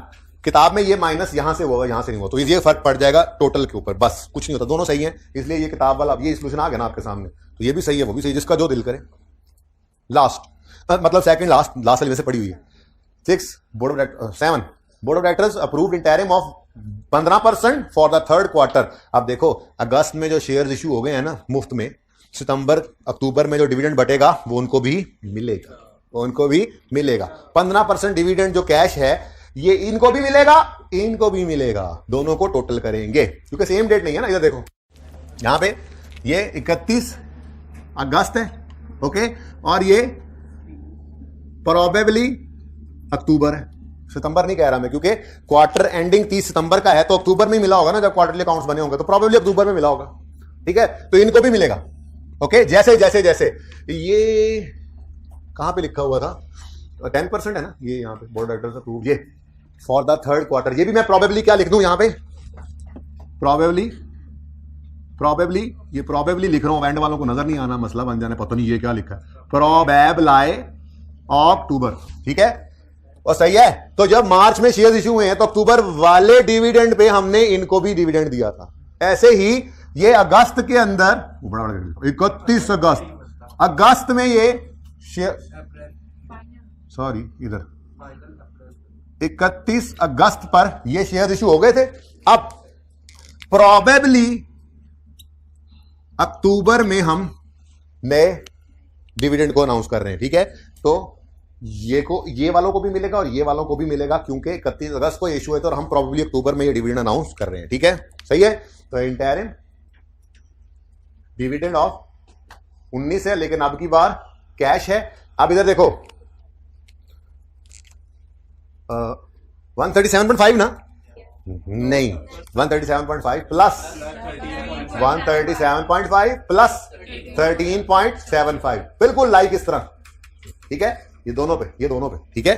हाँ, परसेंटेज क्या है 15%, तो कितना आया 22.6, 3 डेसिमल से भाई कम नहीं करना प्लीज जी। 22.68 88 का 675 है, तो 688 जी। रिटेन्ड अर्निंग्स डेबिट और कैश है, dividend payable credit. Cash dividend हमेशा रिटेन्ड अर्निंग से ही आएगा, सिर्फ और सिर्फ बोनस डिविडेंड की इजाजत है कि वो शेयर प्रीमियम से दिया जा सकता है भाई, ओके। नहीं, मैं जाग रहे हो तो कह रहा हूं, तुम्हारे सवाल पुराने का जवाब दोबारा दे रहा हूं, सहबारा दे रहा हूं बल्कि, ठीक है। सिर्फ बोनस शेयर प्रीमियम से बांटे जा सकते, इशू किए जा सकते हैं, ठीक है, ओके, और कोई भी नहीं। चलें जी आगे। Profit for the year is 185.25। तो मैं टोटल कॉम्प्रिहेंसिव इनकम ही लिख देता हूं, मसला क्या, टोटल कॉम्प इनकम, चलो 2019 185.25 और यही टोटल में आना है, पता है आपको, ठीक है ना, क्योंकि अदर कॉम्प्रिहेंसिव इनकम कोई नहीं। और पॉलिसी है कि 5% ऑफ ये प्रॉफिट जनरल रिजर्व में हर साल फेंकते हैं, इस साल भी फेंको, तो transferred to general reserve working 185.25 into 5%, answer is 9.263।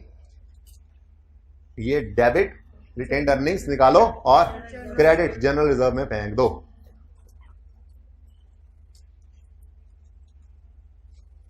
Ji closing बताएं जी। 151.25। चलो एक कदम मैं भी कर देता हूं, कुछ ये चेंज हुआ किताब में, ये चेंज हो गया और ये चेंज हो गया, लेकिन बता दिए वजह सिर्फ ये है, ये 13% इधर की बजाय किताब में इधर है, ओके, दोनों सही है जी। 280 पॉइंट वाह 0, तो फिर 80 लिखाओ ना पाए, किताब में होना है सोल्यूशन में, तो फिर जी 012। मैंने सिर्फ इसलिए ये 3 डेसिमल यूज किए कि मैंने कहा सिर्फ ये फिगर बदली है, बाकी हर फिगर आपकी सवाल के अंदर मैच करेगी, टीच टैली, ठीक है।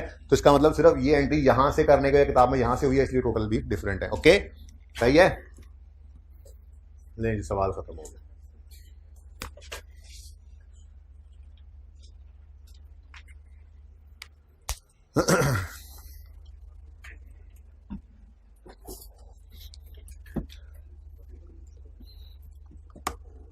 अच्छा जी, एमसीक्यूज हैं, इनमें ना कुछ एमसीक्यूज ऐसे हैं जो आपको ईपीएस के बाद समझ में आएंगे, जैसे एमसीक्यू 7 है, इसको रहने दीजिएगा। ऐसे बहुत सारे एमसीक्यूज हैं, बहरहाल आप पढ़ के आए ना, जिसमें जो समझ नहीं आएगी मैं कल बता दूंगा। आए जरा आप टॉप पे चैप्टर के स्टार्ट में।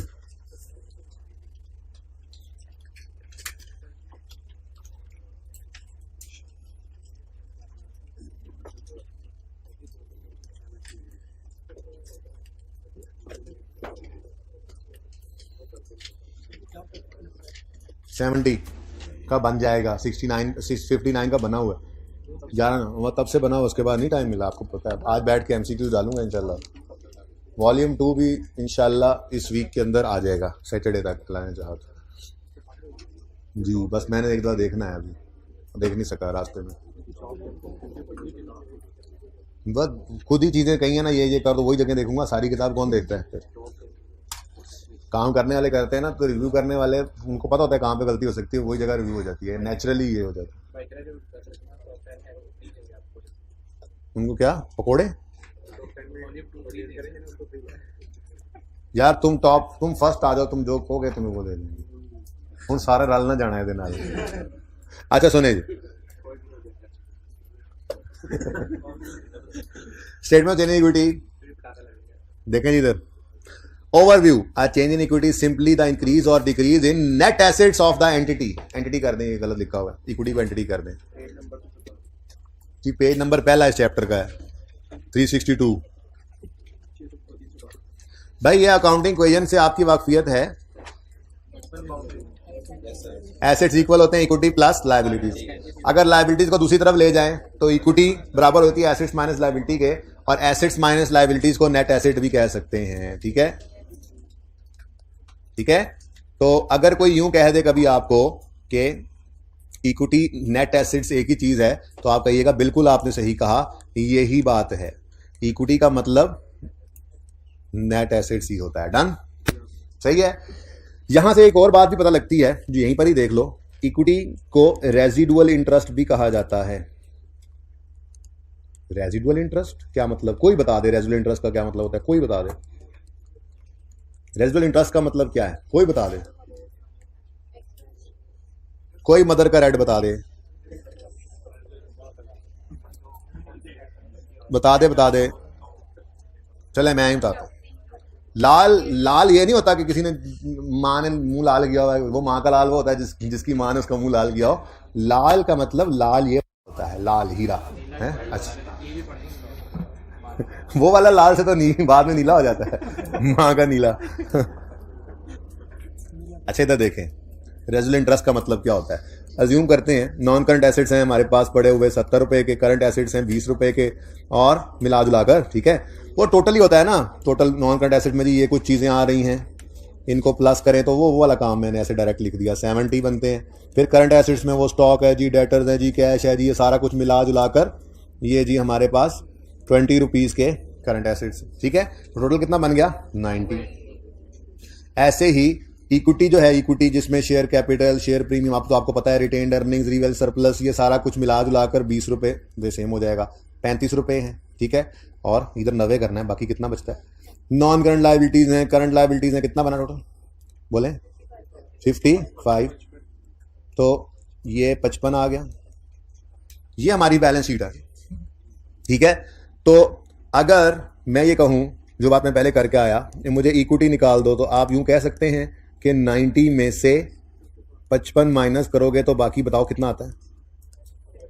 इसका मतलब पता है क्या है, इसका मतलब ये है कि अगर हम अपनी कंपनी के अंदर मौजूद, ये देख ले भाई, देख ले मोबाइल वाले, अगर हम अपने सारे एसेट्स बेच दें, 90 रुपए आएंगे, तो ये सारे हमारे हैं, ये सारे हमारे हैं नहीं, ये एसेट्स बेचकर 90 रुपए जो आएंगे, उनमें से 55 रुपए लोगों के पे करने के बाद जो बचा खुचा 35 है वो हमारा है। तो ये बचा खुचा जो लफ्ज है, इसको कहते हैं रेजिडुअल इंटरेस्ट, ठीक है ना। तो इक्विटी क्या है जी, रेजिडुअल इंटरेस्ट। बात समझ आइए, बोलो कोई पिक्चर अगर लेना चाहे तो, ये इक्विटी क्या है, रेजिडुअल इंटरेस्ट। ये ऐसे पता चला कि जो बचा खुचा है, सारे एसेट्स बेच दें तो हमारा नहीं है सारा, बल्कि 55 लोगों का पे करने के बाद जो बचा खुचा है वो हमारा है। तो equity means residual interest in the company, ठीक है। अच्छा जी, तो आप थोड़ी सी थ्योरी जरा जल्दी से देखते हैं, को पढ़ने वाली चीज तो पढ़ लेंगे, ठीक है। और जो आपके पढ़ने वाली है वो रीड ओनली लिखा हुआ है, वो आपने लाजमी आज रीड करनी, क्योंकि उसमें से एमसीक्यूज बन जाया करते हैं, ठीक है। ओके, चलें जी, बात कहां से कहां पे चली गई, ये बात कर रहे थे हम कि a change in equity is simply increase और decrease in net assets of entity. यानी यूं भी कह सकता हूं, इस change in equity is simply increase और decrease in equity of entity, ठीक है ना। इक्विटी मींस नेट एसेट्स, तो इक्विटी ऑफ एंटिटी के अंदर ही चेंज था ना। ये देखो, इक्विटी ऑफ एंटिटी क्या है, share capital, share premium, retained earning, general reserve, यहां पे टोटल जो है ये इक्विटी है, टोटल इक्विटी है। तो इक्विटी में क्या है, ये चेंज इक्विटी के अंदर क्या लिखा हुआ है, चेंज, ठीक है ना। तो इक्विटी में चेंज मतलब दूसरा कह सकते हैं नेट एसेट्स में चेंज, एक ही बात है, ठीक है। अच्छा जी, चलो जी, the statement of change equity separates owner and non owner change in equity in the following manner. अब ये क्या नई मुसीबत आन पड़ी, ओनर और नॉन ओनर क्या होता है। मुझे बताएं, ओनर घर से पैसे लाए, क्या कहते हैं उसको? Share capital. ओनर घर से पैसे लाया और कंपनी को दिए तो शेयर कैपिटल। ओनर ज्यादा पैसे ले आया थोड़े फेस वैल्यू वाले के लिए तो शेयर प्रीमियम। और एक चीज है जो बाय बैक ऑफ शेयर कहलाती है, इसकी बात अभी 1 मिनट में करता हूं, फिलहाल इसको कहते हैं नॉर्मली कि ये क्या है, transaction with owners, buy back of own shares, ठीक है ना। इसको रिडेम्पशन भी कहते हैं, ठीक है। बाय बैक ऑफ शेयर यही लिखा है, रिडेम्पशन लिखने मुश्किल लफ्ज है। तो ये क्या है, ट्रांजैक्शन विद ओनर्स, जबकि जो बिजनेस ने कमा लिया या जो कमाना है, पैट या ओसीआई, ये क्या ओनर घर से लाते हैं? बोलो, ये ओनर घर से लाते हैं? नहीं, ये बिजनेस ने कमाया होता है, ठीक है ना। तो पैट कहां जाता है? रिटेन्ड अर्निंग्स में। और अदर कंप्रीहेंसिव इनकम में आपके सिलेबस में तो सिर्फ रीवैल्यूएशन सरप्लस ही है ना, वो कहां जाता है? रीवैल्यूएशन सरप्लस या रिवैल्यूएशन रिजर्व के कॉलम, ओसीआई में तो आता है, ओसीआई तो पढ़ा है, ये ओसीआई लिखा हुआ, ठीक है। तो आपने गौर तो किया होगा कि यही कॉलम्स थे, share capital, share premium, retained earnings, revaluation, surplus. General reserve होता है वो रिटेन अर्निंग जैसा ही होता है, उधर से निकाल के पैसे इधर डाल दी, जरूरत पड़े वापस डाल दी, ठीक है ना। तो ये क्या कर रहा था, स्टेटमेंट इक्विटी ओनर और नॉन ओनर वाली जो ट्रांजैक्शंस है उनको अलग अलग करके सेपरेटली शो कर रहा था, ठीक है। और सही है, अच्छा जी। बाय बैक ऑफ शेयर्स जो है, आपको एक मजे की बात बताऊं, जुमे को जो मैंने आखिरी क्लास ली थी ना, उसके बाद फिर छुट्टी की जुमेरात को, उस क्लास में मेरा प्लान था इनिशियली कि मैं बाय बैक ऑफ शेयर्स आपको पढ़ाऊंगा, लेकिन टाइम ना मिला और नहीं पढ़ाया। जुमे को गालिबन आई के अपने दोबारा एग्जाम गाइडेंस भेजी है स्पेसिफिक, किसी ने पढ़ी हो, किसी ने देखी हो कि आ गई है, वो तो किसी को पता लगा हो कि आ गई है, आई की वेबसाइट पे स्पेसिफिक एग्जाम गाइडेंस है, उसमें उन्होंने कैफ 1 FAR 1 के बारे में स्टेटमेंट इक्विटी के अंदर लिखा। किसने पढ़ी है, किसने पढ़ी? कोई एक बच्चा कह रहा था पढ़ी, सारी पढ़ी ध्यान से। Statement of change in equity के बारे में लिखा था, redemption of shares is not examinable. तो ये जो यहां पर एग्जाम्पल भी आगे आएगी जो मैंने करवानी थी उस दिन, और फिर अब मैंने सोचा था चलो अब बाद में आकर करवाऊंगा, तो वो जुमे वाले दिन उन्होंने कहा कि वो एग्जामिनेबल नहीं है। तो मेरे लिए अनलकीली, क्योंकि भाई मेरा तो एक टॉपिक की चीज तैयार है ना, ठीक है, और मुझे वो पसंद भी है, वो एक अच्छा कॉन्सेप्ट है, बच्चों के पास होना भी चाहिए, लेकिन आपके लिए लकीली एक कॉन्सेप्ट है जो एग्जामिनेबल नहीं है। अभी दिखा देता हूं, ठीक है। तो redemption of shares, redemption of इसका मतलब होता है कंपनी अपने ही शेयर्स बाय बैक कर ले, आगे जाके पढ़ते हैं, वो सिलेबस में अब एग्जामिनेबल नहीं है, लेकिन जो होता क्या है ये मैं बता देता हूं, ठीक है। आज कितने बजे जाके डाउनलोड करेंगे जो नई स्पेसिफिक गाइडेंस आई है, उसको पढ़ेंगे, एटलीस्ट सबसे पहले समय पे होता है वो पढ़ के आना है कल, ठीक है। मैं सुनूंगा, याद करके आना है। अपने सिलेबस के जितना सिलेबस है ना रेलेवेंट, सिर्फ उतना देख लेना एक बार, ठीक है, कि जितना हमने पढ़ा है उसमें से क्या क्या चीज जो है वो उन्होंने कह दिया कि ये नहीं है। अच्छा जी, आगे बढ़ते हैं। लर्निंग ऑब्जेक्टिव 2 जो है ये आपने रीड करके आना है, कोई मसला हो तो मुझसे पूछना है, ओके। लिखते हैं आप जल्दी जल्दी, अदनान साहब आते ही होंगे। Purpose and importance read only है, लेकिन रीड ऑनली का मतलब है कि एक बार पढ़ ले, कोई मसला है तो पूछ ले, वरना एमसीक्यू में ही बस सवाल में आईकैप ही पूछेगा फिर। तो आईकैप आप बातें करते हैं, फिर बाद में आपको ये बात समझ नहीं आएगी मैंने क्या कहा है। कि जो रीड ऑनली है ये आप पढ़ के पूछ ले मुझसे, आप नहीं पूछेंगे तो आईकैप ने एमसीक्यू में पूछना है, फिर आपको समझ नहीं आनी, इसलिए बेहतर है कि अभी पढ़ के अभी पूछ लें, ठीक है, okay. Examples of statement in equity के अंदर, ट्रांजैक्शन विद ओनर्स के अंदर, ये देखो, share capital, share premium, redemption, ये सारी चीजें कहते हैं जी ये ट्रांजैक्शन विद ओनर्स हैं, ठीक है। शेयर कैपिटल की जो डेफिनेशन यहां लिखी है ना, वो फिलहाल आपने नहीं पढ़नी, ये आपने पढ़नी है आफ्टर, जब मैं, हाँ, after papers, after EPS topic, okay. जब मैं आपको जैसे जैसे कुछ चीजें उधार की हुई थी हमने, जब वो मौका आता जाता है, आपको पता है वो चीजें बहुत इंटेंसिटी के साथ आती हैं, समझ भी आ जाती हैं, तो एमपीओ का टॉपिक दूर नहीं है। बल्कि मैं तो ये सोच रहा हूं कि इसके बाद तो आईएएस सेट करना ही है, क्योंकि वो बिल्कुल इकट्ठा ही है, करेक्शन और इसका मिक्स ही है आईएएस सेट भी कुछ चीजों के साथ। उसके बाद मैं नॉर्मली कैश फ्लो करवाता आया हूं आज तक, हो सकता है इस दफा मैं ईपीएस ही करवा दूं, कैश फ्लो से आगे ले जाएं, तो ये डिपेंड करता है उस वक्त के मूड पे। तो बहरहाल ईपीएस का टॉपिक जैसे ही आप पढ़ लेंगे, ये डेफिनेशन उसके बाद पढ़नी है, फिलहाल ना पढ़िए, क्योंकि इसके अंदर वही चीजें आ रही हैं जो आपको कही है कि मैंने आपको उस टॉपिक में पढ़ानी है। प्रेफरेंस शेयर्स हैं, प्रेफरेंस शेयर्स रिडीमेबल भी होते हैं, इरिडीमेबल भी होते हैं बच्चों, ठीक है। वो प्रेफरेंस शेयर्स रिडीमेबल इरिडीमेबल वाली बात जो है वो ईपीएस के टॉपिक में समझाऊंगा, क्योंकि वहां पर उसकी एप्लीकेशन भी है, तो जब वो समझ आ जाएगी तो फिर ये पढ़ना कोई मसला नहीं होगा, ठीक है। ये बहुत इंपॉर्टेंट है जी, टाइप्स ऑफ शेयर कैपिटल। देखें जी, डायरेक्टर ने 5 मिलियन शेयर्स बाहर लगाए थे रेडी पे, ले लो भाई ले लो, शेयर दे लो, शेयर दे लो, ये थे। अभी ऑथराइज को छोड़ दें, ये थे ऑफर्ड, या यूं कह लें इशूड, ठीक है। उसके बाद लोग आए और उन्होंने कितने खरीदे थे, क्वेश्चन नंबर 6 में अभी 3.75, इनको कहते हैं सब्सक्राइब्ड।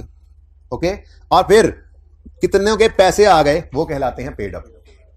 ठीक है, अब for the purpose of general entry, यूं कह लें बैलेंस शीट में जो शेयर कैपिटल नजर आना है उसमें ये तीनों खुसूसियात पाई जानी चाहिए। पहली, वो हमने इशू किया, दूसरा अगलों ने सब्सक्राइब भी कर लिया, ले भी लिया, और तीसरा उसके सारे पैसे भी दे दिए। ईपीएस के टॉपिक में ही पार्टली पेड शेयर्स का एक कॉन्सेप्ट है जिसमें आपको बताऊंगा जब तक शेयर्स के पैसे ना आए हम एंट्री नहीं करते।